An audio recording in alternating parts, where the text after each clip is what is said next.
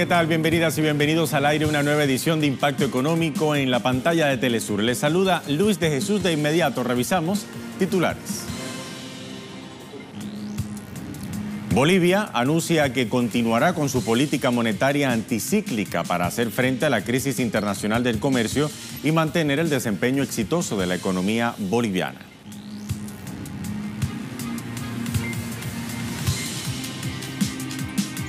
En nuestra arista económica de hoy hablamos de los pros y los contras de la inversión extranjera directa en América Latina.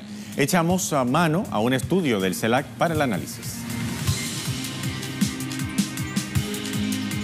Y además, expertos internacionales resaltan los aspectos positivos del modelo económico chino. En Economía 360 le mostramos de qué se trata.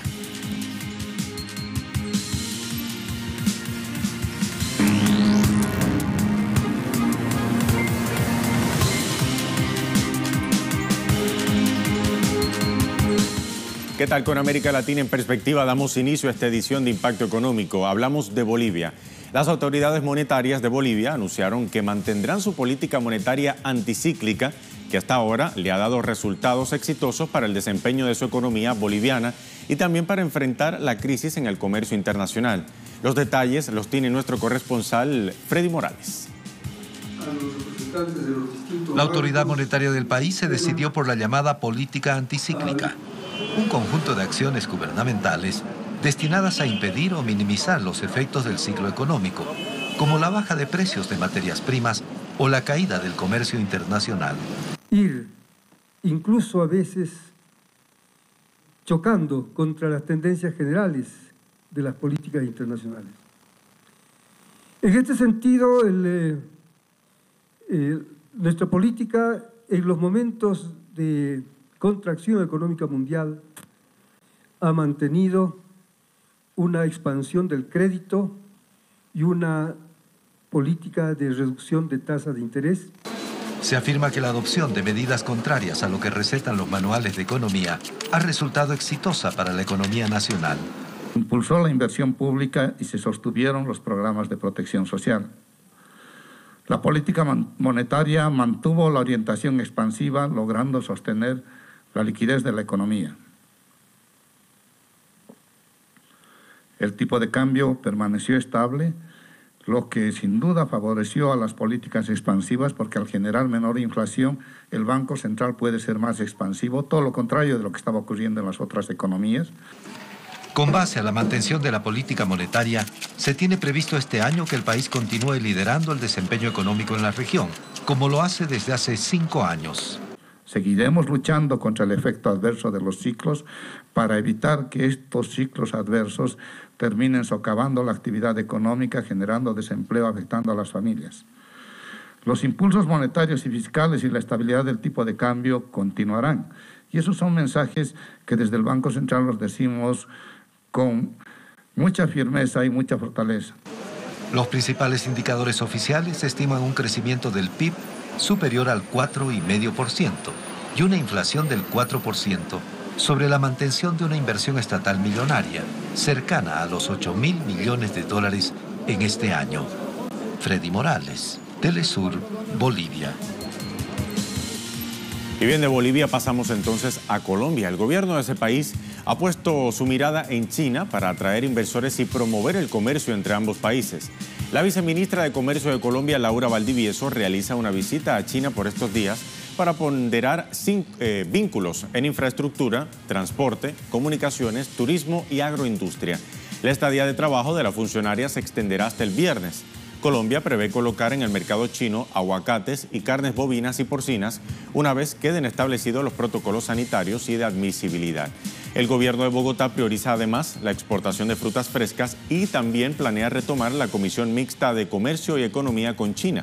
Por otra parte, el gobierno colombiano sigue estudiando su adhesión a la iniciativa de la Franja y la Ruta promovida por el gigante asiático. Nos quedamos en Colombia, más que contarles. Las petroleras multinacionales preparan sus solicitudes de licencia para llevar a cabo la extracción de crudo con el uso del fracking. Pese a que el gobierno colombiano mantiene supuestas reservas sobre los estudios que determinarán la suerte del fracking en ese país, algunas empresas han empezado a alistar sus solicitudes de licencia a la Autoridad de Licencias Ambientales para llevar a cabo este tipo de exploración. Al piloto anunciado por Ecopetrol en Magdalena Medio, que ya ha iniciado el plan para solicitar la licencia, ahora también se ha conocido el interés de otras petroleras, como por ejemplo Canacol, asociada a ConocoPhillips, Shell y Drummond. Asimismo, Ecopetrol anunció recientemente que contempla la inversión de $500 millones para impulsar los yacimientos no convencionales.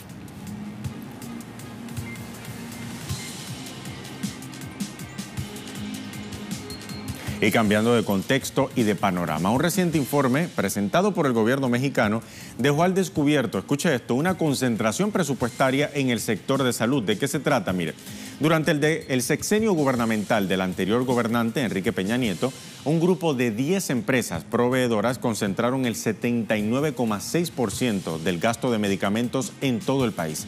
El informe, el mandatario Andrés Manuel López Obrador aseguró que los contratos en esta materia son muy limitados, ya que son pocas las empresas que surten medicinas y material de curación al Instituto Mexicano del Seguro Social y al Instituto de Seguridad y Servicios Sociales de los Trabajadores del Estado. El gasto de medicamentos en el periodo 2012-2018 fue equivalente a $17.332 millones. AMLO se mostró sorprendido porque se detectó con este informe que un solo proveedor vendía al gobierno más de $1.000 millones en medicamentos. Y entonces de México pasamos al Caribe insular. En Puerto Rico, profesores universitarios protestaron este miércoles frente a los predios de la Casa de Gobierno contra los recortes al presupuesto del sistema de la Universidad de Puerto Rico. Por quinta semana consecutiva, los docentes marcharon para exigir al gobierno neoliberal de Ricardo Rosselló evitar el recorte en los fondos para el principal centro docente del país. Los recortes, que son parte de las exigencias directas de la Junta de Control Fiscal impuesta por los Estados Unidos, han puesto en riesgo la acreditación de la UPR sin que Rosselló haya mostrado su oposición a la medida.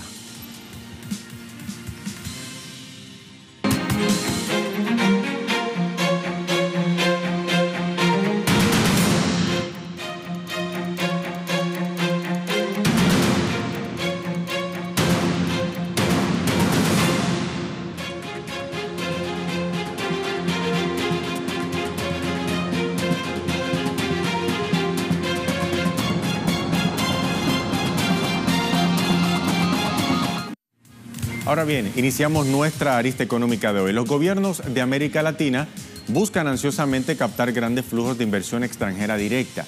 La inversión se suele entender como un importante componente de ayuda al desarrollo productivo nacional, ya que, por ejemplo, podría ayudar a contribuir al crecimiento, al empleo y al impulso de las exportaciones. Sin embargo, existe una diversidad de estudios que también revelan un resultado muy distinto.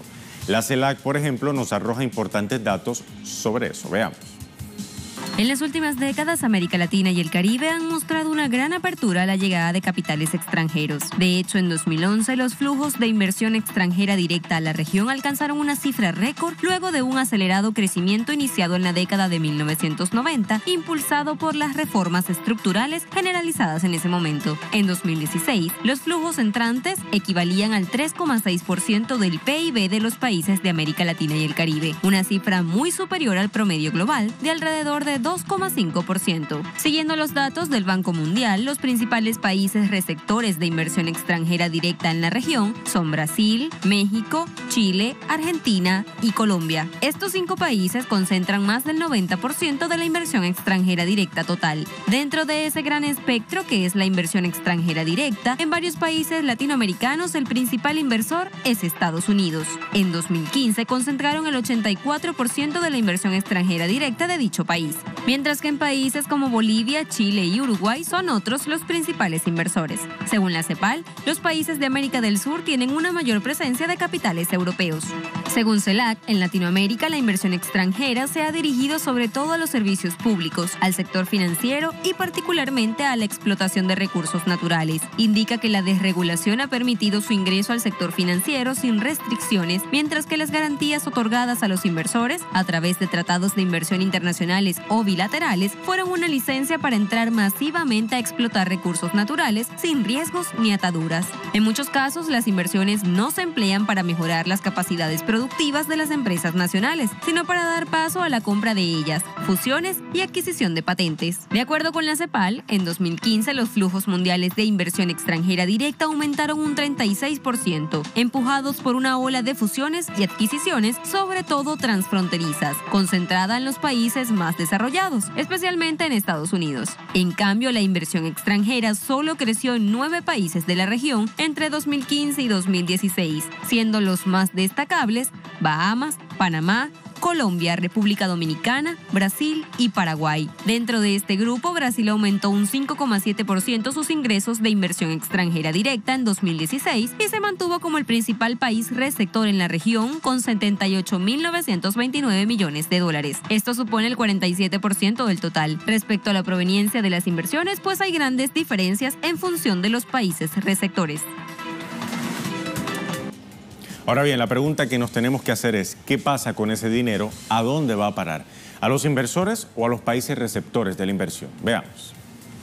CEPAL, entre 2006 y 2012, las utilidades obtenidas por la inversión extranjera directa representaron el 92% de la inversión extranjera directa recibida, lo que muestra el potencial de generación de ganancia de esta inversión, debido especialmente al crecimiento de los precios de las materias primas en ese periodo, y también muestra que la inversión extranjera directa no genera fondos frescos de divisas, sino que los extrae de las mismas economías receptoras. El informe de CELAC añade que una parte importante de esas utilidades son repatriadas por los capitales extranjeros, aproximadamente el 55% dependiendo del país y el periodo, lo que se traduce en que grandes cantidades monetarias de divisas vuelan de Latinoamérica cada año, agravando el problema de la restricción externa, dificultando el desarrollo económico. Según CELAC, tan solo en concepto de repatriación de utilidades de la inversión extranjera directa, entre 1990 y 2016, de Latinoamérica salieron más de 935 mil millones de dólares, monto similar al PIB anual de México o de Corea del Sur.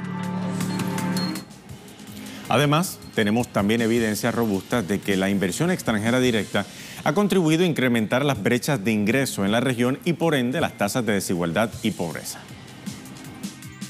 Varios estudios identifican las diferentes políticas y actitudes de los gobiernos frente a la inversión extranjera directa que determinan el éxito o el fracaso de esta última en contribuir con las economías receptoras. Esto es evidente si consideramos la naturaleza real de la inversión extranjera directa. Es canalizada principalmente por corporaciones multinacionales, cuyo objetivo, como el de cualquier otra empresa, es maximizar sus ganancias, algo que no siempre puede ser compatible con los objetivos de desarrollo de un país, sobre todo en economías en vías de desarrollo. Para América Latina, según estimaciones del CELAC, en las que consideró a 13 países entre los años 2000 y 2014, no se encontró que los flujos entrantes de inversión extranjera directa hayan tenido un efecto significativo en la reducción de la pobreza en la región. Sin embargo, la estabilidad económica, el mejoramiento de la infraestructura, del capital humano y del crédito doméstico sí favorecieron la reducción de la pobreza en dicho periodo en América Latina. Estos resultados se explican por el hecho de que en la región hay evidencia de que existió un desplazamiento de empresas locales causado por las empresas extranjeras, lo que puede ocasionar que se destruyan más empleos de los que se crean con la llegada de las transnacionales, sobre todo en una región donde la mayoría del empleo es generado por pequeñas y medianas empresas. Además, hay evidencia de procesos débiles de globalización, es decir, que las actividades económicas de las transnacionales no logran conectarse íntegramente con el resto de la economía local, como sucede con el caso del sector automotriz en México. Finalmente, también existe evidencia de una insuficiente capacidad de absorción de la tecnología traída por las empresas extranjeras en la región, derivada de los problemas que en torno al capital humano enfrentan nuestros países. Me llegó el momento de hacer una primera pausa aquí en Impacto Económico. Al regreso revisamos Economía 360, hablamos del desarrollo económico del gigante asiático, de China. Ya venimos.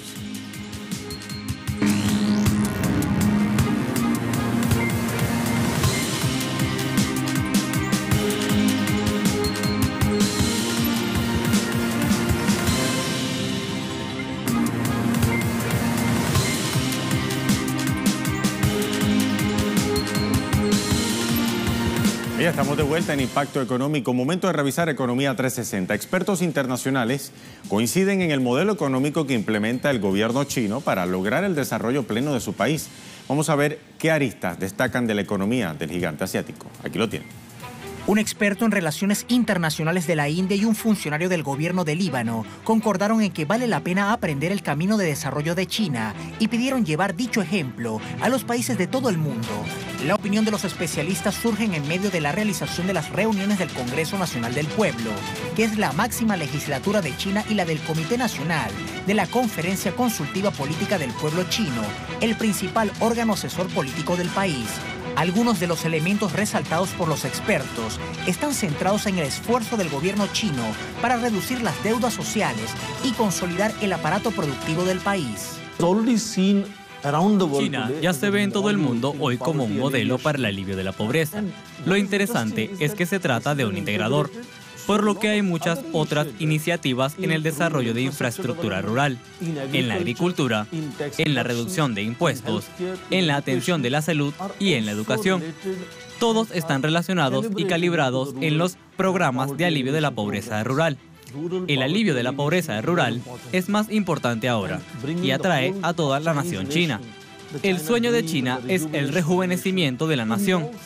Es un enfoque interesante en el informe de trabajo del primer ministro Li Keqiang, que creo que también tiene muchas lecciones para la India. Ambas actividades se desarrollan en la capital de China, Beijing, y desde allí se han dispuesto estadísticas e informes del gobierno chino que son consistentes con los medios de vida de sus ciudadanos. La vocero del Parlamento libanés cree que el gobierno de su país puede utilizar el éxito y la experiencia china para su propio desarrollo. El Líbano aprecia mucho el desarrollo de China y cree que vale la pena aprender el camino del avance del país. Elogiamos el desarrollo de China.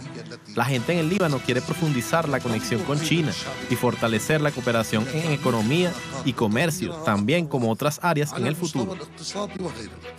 El reconocimiento del modelo de crecimiento chino cobra cada vez más interés en varios países emergentes. Estos gobiernos, al igual que China, buscan consolidar una alternativa al desarrollo centrado en balances macroeconómicos que incrementan las desigualdades sociales y generan endeudamientos.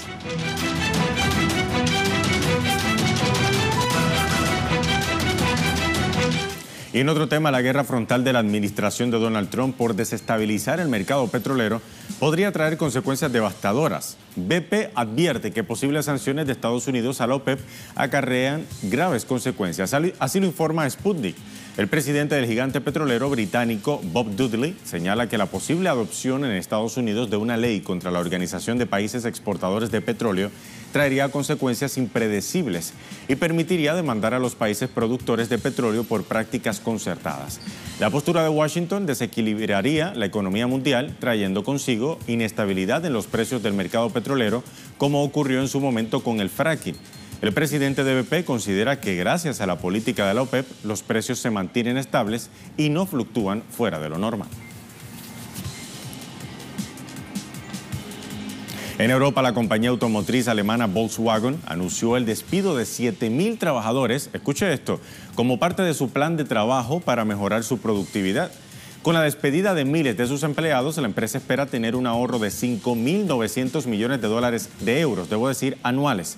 La directiva de Volkswagen asegura que la medida constituye el más reciente intento para aumentar la rentabilidad de su división líder de ventas.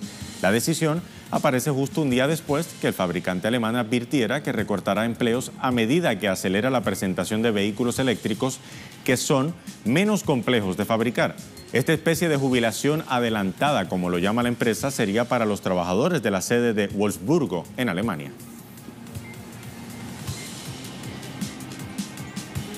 Y ahora llegó el momento de revisar los indicadores petroleros al cierre de la jornada de este miércoles. Revisamos el barril de petróleo intermedio de Texas, el WTI marca $57,06, bajó 0,38%. El barril del Brent, de referencia en Europa, se ubica en $67,13, aumenta en su caso 0,46%. Y el crudo venezolano se mantiene en 400,20 yuanes, el precio estable desde el inicio de la semana.